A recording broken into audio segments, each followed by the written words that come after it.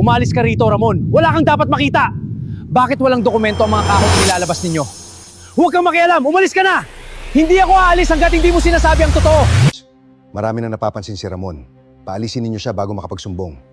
Sa kanya natin ibintang ang mga nawawalang produkto. Siguraduhin ninyong may makakakita kapag binuksan ang locker niya. Oo, Carlo, kay Ramon agad sila maghinala. May nawawalang produkto. Bubuksan natin ang locker ni Ramon. Bakit locker ko lang ang pinupuntiryan ninyo? Eto na, nakita nyo. Nako, paano nangyari yun? Lumuhod ka at aminin mong magnanakaw ka. Hindi ako magnanakaw. Itinanim ninyo ang mga produktong iyon.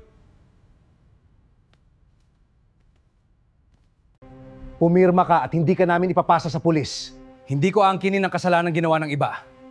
Dalhin siya sa lumang bodega! Chief, pahintulutan ninyo akong tumawag. May karapatan akong humingi ng tulong. Wala kang tatawagan. Dalhin siya sa bodega. Dito ka mananatili hanggang umamin kang magnanakaw ka. Hindi ako aamin sa kasalanang hindi ko ginawa. Dito ka mananatili. Tubig lang ang hinihingi ko. Sugatan ako. Walang maghahanap sa isang mahirap na kargador. Maawa na kayo. Hindi ka kawawa, tanga. Ramon, may dala akong tubig. Bubuksan ko ang pinto. Matanda ka na, pero hindi ka pa rin marunong sumunod.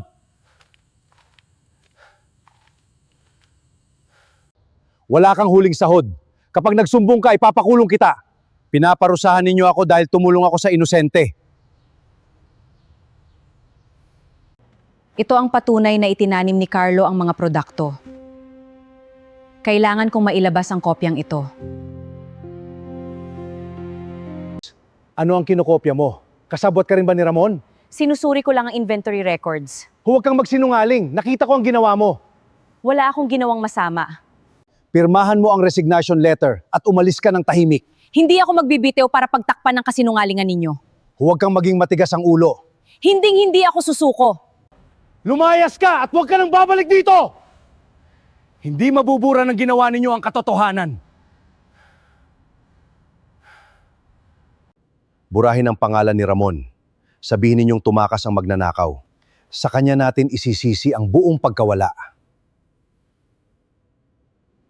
Victor, dumalo ka sa emergency board meeting. Iniimbestigahan na ang mga nawawalang produkto. Mayroon na akong salarin, ang kargador na si Ramon. Ilagay mo ang mga litrato ng produkto sa locker ni Ramon. Kapag nakita ito ng board, siya ang pagbabayarin nila.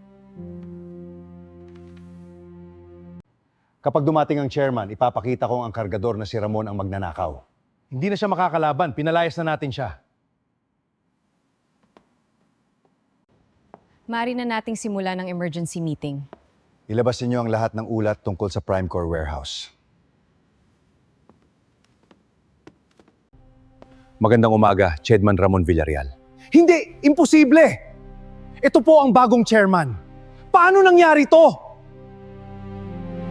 Impostor siya! Kargador lang ang lalaking yan! Ito ang opisyal na pagkakilanlan at mga dokumento ni Chairman Villarreal. Hindi ako naniniwala! Nagkakamali ka! Ang mga papeles na ito ay nagpapatunay. Narito ang CCTV, peking resibo, binagong inventory at illegal na kaltas sa sahod. May video rin ako nagpapatunay na itinanim ni Carlo ang produkto sa locker niya. Lahat ng ebidensya ay nasa harap mo na. Chairman, patawarin ninyo kami. Ibabalik namin ang pera. Hindi pagkakamali ang pagnanakaw at pang-abuso sa mga manggagawa. Gagawin namin ang lahat para maayos ito. Huwag niyo kaming lokohin. Pananagutan niyo ito. Maibabalik ang kulang ninyong sahod, overtime at benepisyo. Maya, ikaw ang bagong inventory manager. Mang Lando, ikaw ang warehouse supervisor. Hindi nasusukat sa trabaho, damit o laman ng bulsa ang halaga ng isang tao.